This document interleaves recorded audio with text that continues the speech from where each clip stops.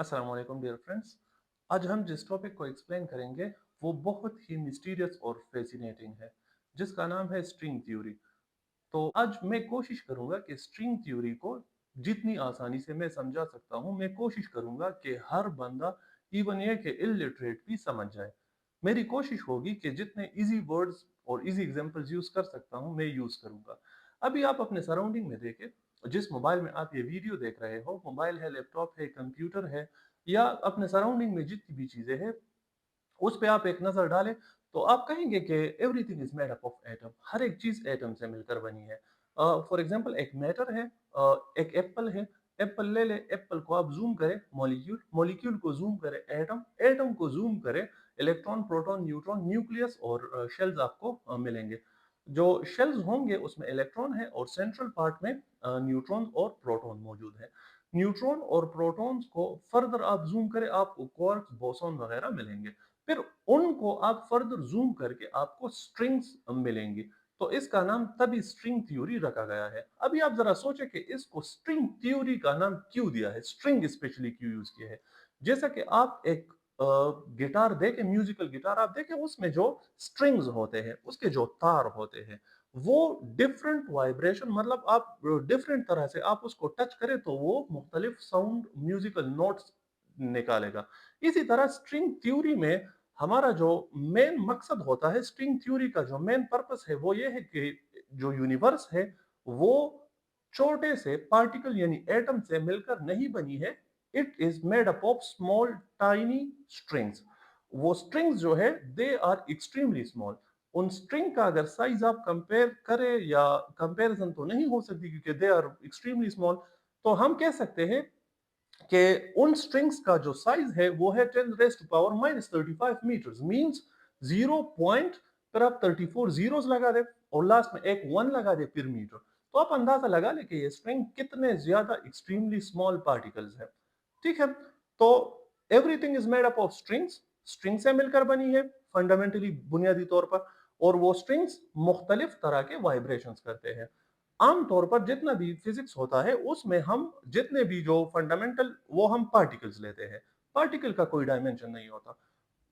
String theory में हमारा purpose होता है वन डायमेंशनल स्ट्रिंग को लेना। स्ट्रिंग के मुख्तलिफ तरह के वाइब्रेशन हो सकते हैं और उन डिफरेंट वाइब्रेशन से डिफरेंट एनर्जी लेवल्स का और डिफरेंट मटेरियल की प्रॉपर्टीज का पता चलता है। फॉर एग्जांपल सॉलिड, सॉलिड क्यों है, लिक्विड, लिक्विड क्यों है। तो सॉलिड के एटम को अगर आप स्ट्रिंग तक जूम करेंगे तो उसकी वाइब्रेशन, और लिक्विड के एटम को अगर आप स्ट्रिंग लेवल तक जूम करेंगे, मान लो अगर हम जूम करेंगे, तो उसके वाइब्रेशन में फर्क होगा। ये है स्ट्रिंग थ्योरी। तो स्ट्रिंग थ्योरी में बुनियादी तौर पर हम चार फंडामेंटल फोर्सेस को यूनिफाई करने की कोशिश करते हैं। यूनिफाई, यूनिफाई का मतलब होता है एक बनाना। अभी अगर हम देखें वीक फोर्सेस, अगर हम ले ले वीक न्यूक्लियर फोर्सेस ले ले, स्ट्रॉन्ग न्यूक्लियर फोर्सेस अगर हम लेते हैं, इलेक्ट्रोमैग्नेटिक फोर्सेस लेते हैं, या ग्रेविटेशनल फोर्स, जो चार बुनियादी तौर पर चार फंडामेंटल फोर्सेस है, तो हर एक के लिए डिफरेंट इक्वेशंस है। तो स्ट्रिंग थ्योरी क्या करती है, स्ट्रिंग थ्योरी चाहती है कि इन चार फोर्सेस को मिला के एक कंप्लीट इक्वेशन हम बना दे। इन चार फोर्सेस को कलेक्टिवली बना के एक मुकम्मल इक्वेशन हम बना दे। मॉडर्न फिजिक्स में अगर आप देख ले तो हमारे पास सबसे ज्यादा दो पावरफुल थ्योरीज हैं। एक है जनरल थ्योरी ऑफ रिलेटिविटी, जो कि ग्रेविटी को और हाई स्पीड ऑब्जेक्ट को एक्सप्लेन करती है। दूसरा हमारे पास जो फोर्स है, वो है जो हमारे पास थ्योरी है वो है क्वांटम मैकेनिक्स। तो हम कह सकते हैं कि आइंस्टाइन की जो जीटीआर थ्योरी है, वो एक्सप्लेन करती है ग्रेविटी और लार्ज ऑब्जेक्ट, ऑब्जेक्ट जिस तरह प्लेनेट हो गए, गैलेक्सीज हो गए, सोलर सिस्टम वगैरह हो गए, उसको एक्सप्लेन करती है। इसके बाद क्वांटम थ्योरी जो है वो बहुत छोटे लेवल पर काम करती है। The main purpose of the string theory के इन दोनों चीजों को इस्तेमाल करके, इनको यूनिफाई करके इस दुनिया के जितने भी राज हैं, मतलब कि ये यूनिवर्स जैसे काम करता है वो हमें पता चले। क्योंकि इस यूनिवर्स में 95% डार्क मैटर है, हमें पता ही नहीं है कि हाउ आवर यूनिवर्स वर्क। तो मेन पर्पस होता है कि यूनिवर्स बुनियादी तौर पर काम कैसे करती है, और ये दुनिया वजूद में कैसे आई। जिस तरह अगर मैं कहूँ कि बिग बैंग, वो बिग बैंग वाला पॉइंट उसको एक्सप्लेन करना, ब्लैक होल्स को एक्सप्लेन करना, या ब्लैक होल के सेंटर जो होराइजन होता है उसको एक्सप्लेन करना। ये दो थ्योरीज जो है वो रिस्पॉन्सिबल है, और ये अलग अलग, ये दोनों थ्योरीज जित मतलब क्वांटम थ्योरी हो गई और जीटीआर थ्योरी हो गई, ये दोनों अलग अलग परफेक्टली काम करते हैं। बट जब ये दोनों एक साथ काम करते हैं देन दीज थ्योरीज फेल्स। वो मिजरेबली ये दोनों थ्योरीज फेल हो जाती है जब ये दोनों एक साथ काम करते हैं। इसमें भी बड़े मसाइल है। क्यों फेल हो जाती है? क्योंकि इससे पहले वीडियो में भी मैंने कहा था कि क्वांटम थ्योरी जो है वो बैकग्राउंड डिपेंडेंट है, और जो जनरल थ्योरी ऑफ रिलेटिविटी है वो एक कंटिन्यूस पैटर्न है, और वो बैकग्राउंड डिपेंडेंट नहीं है। और स्ट्रिंग थ्योरी में एक और भी प्रॉब्लम होते हैं कि इसके लिए हमें अलग अलग डायमेंशंस भी चाहिए और काफी कॉम्प्लेक्स मैथमेटिक्स भी चाहिए। अभी हम इनको मिलाते क्यों है? अगर हम थोड़ा सा पास्ट में जाएं तो पास्ट में आप देखें कि गलीलियो ने गलीलियो जो थे, गलीलियो ने क्या किया था? मैकेनिक्स, गलीलियो ने रेस्ट और मोशन को यूनिफाई किया था, रेस्ट और मोशन को यूनिफाई किया था।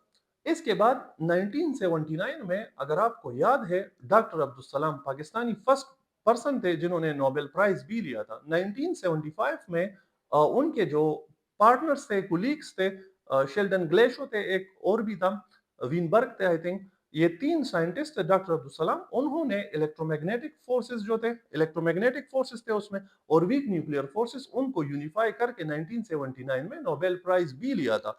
तो ये क्यों एक साथ मुख्तलिफ फोर्सेस को इकट्ठा करके यूज करते हैं?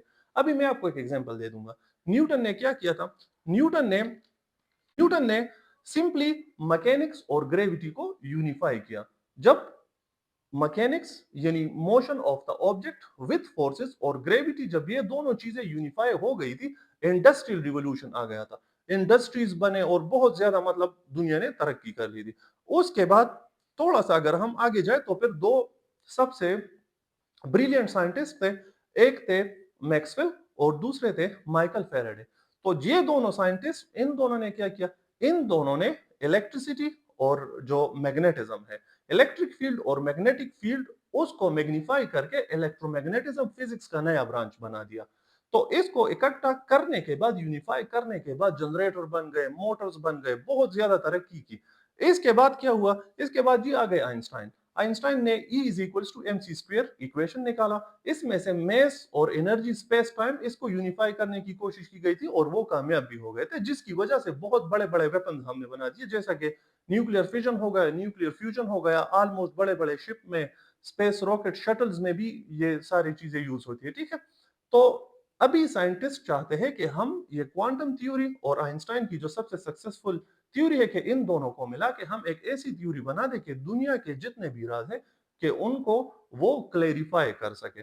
और क्वांटम थ्योरी अभी ऐसी थ्योरी है, या स्ट्रिंग थ्योरी, स्ट्रिंग थ्योरी ऐसी थ्योरी है कि साइंटिस्ट ने बहुत ज्यादा जोर लगाया कि इसको वो गलत साबित करे, बट दे फेल।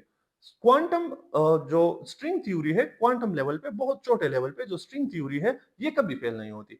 मैथमेटिकली इसके आंसर्स बिल्कुल दुरुस्त आते हैं, बट प्रैक्टिकली ये प्रूव नहीं होते। इसका जो मेन मसला है, ये प्रैक्टिकली प्रूव नहीं होता, बट मैथमेटिकली और थ्योरेटिकली इसके आंसर बिल्कुल दुरुस्त होते हैं। तो अभी जितनी भी टेक्नोलॉजी है हमारे पास, उसी के मुताबिक स्ट्रिंग थ्योरी जो है, उसके आंसर सबसे ज्यादा बेहतरीन होते हैं, दुरुस्त होते हैं, इवन ये कि वो प्रैक्टिकल नहीं होते। तो अचीवमेंट ऑफ स्ट्रिंग थ्योरी, इसमें इसकी जो बुनियादी अचीवमेंट है वो मैं बता दूंगा। एक तो हमें ये पता चला कि ये यूनिवर्स जो है वो छोटे छोटे स्ट्रिंग से, बहुत मतलब बहुत ज्यादा स्ट्रिंग से मिलकर बनी है। हर मटेरियल का मोड ऑफ वाइब्रेशन दूसरे से डिफरेंट है, जैसा कि क्वार्क, बोसॉन, फियोन्स, ग्लून्स, सबके वाइब्रेशंस जो है वो अलग है। इसके बाद इस थ्योरी के मुताबिक हम ग्रेविटी को और अदर फोर्सेस को यूनिफाई करते हैं। ठीक है, और इसके बाद, इसको मुकम्मल होने के बाद, हमें जो ब्लैक होल्स वगैरह है उसकी मिस्ट्री का भी पता चल जाएगा कि ये कैसे काम करते हैं और असल में है क्या, ये भी हमें पता चल जाएगा। और इसके बाद स्ट्रिंग थ्योरी का जो सबसे मेन अचीवमेंट है, कि जिस तरह इससे पहले वीडियो भी मैंने कहा था कि इलेक्ट्रोमैग्नेटिक फोर्सेस के जो फोर्स कैरियर होते हैं वो क्या होते हैं? वो है फोटोन। इसी तरह वीक न्यूक्लियर फोर्सेस जो होते हैं, स्ट्रॉन्ग न्यूक्लियर फोर्सेस होते हैं, उसके लिए बोसॉन और ग्लून्स होते हैं। तो क्वांटम फिजिक्स ने, क्वांटम थ्योरी ने और स्ट्रिंग थ्योरी ने यह बताया है कि ग्रेविटी को, जिस तरह आइंस्टाइन ने कहा था कि ये कर्व है, स्पेस टाइम कर्व है, कर्वेचर की वजह से ही ग्रेविटेशनल और अट्रैक्शन पैदा होती है। तो उसके क्वांटम लेवल पे जो कैरियर है वो है ग्रेविटॉन। तो ये कुछ अचीवमेंट है स्ट्रिंग थ्योरी के। इसके प्रॉब्लम क्या है? इसके प्रॉब्लम ये है कि इसमें हमारा जो सबसे जो डिफिकल्ट काम होता है कि हम टाइमलेस, इसमें टाइम का कोई जिक्र नहीं होता। तो टाइम का जिक्र होना चाहिए। दूसरा, इसके लिए हमें 10-11 डायमेंशंस चाहिए, जो कि मुश्किल है। दूसरी बात कि ये थ्योरेटिकल फ्रेमवर्क है। थ्योरेटिकल फ्रेमवर्क का मतलब कि प्रैक्टिकली इसको अभी तक हम प्रूव नहीं कर सकते। एक ये मसला भी है। दूसरा मसला हमारे पास ये आ जाता है के लिए बहुत ज्यादा सोफिस्टिकेटेड और कॉम्प्लेक्स मैथमेटिक्स का होना जरूरी है। मैं स्क्रीन पे आपको दिखा भी दूंगा कि वो इक्वेशंस बड़े कॉम्प्लेक्स होते हैं। 3 टाइप्स हैं।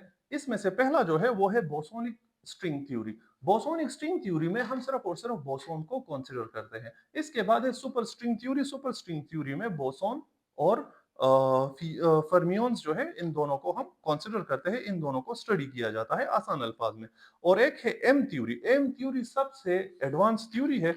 यहाँ पे ये हमारे पास 3 तरह के थ्योरीज है। इसमें से एम थ्योरी जो है वो सबसे एडवांस है।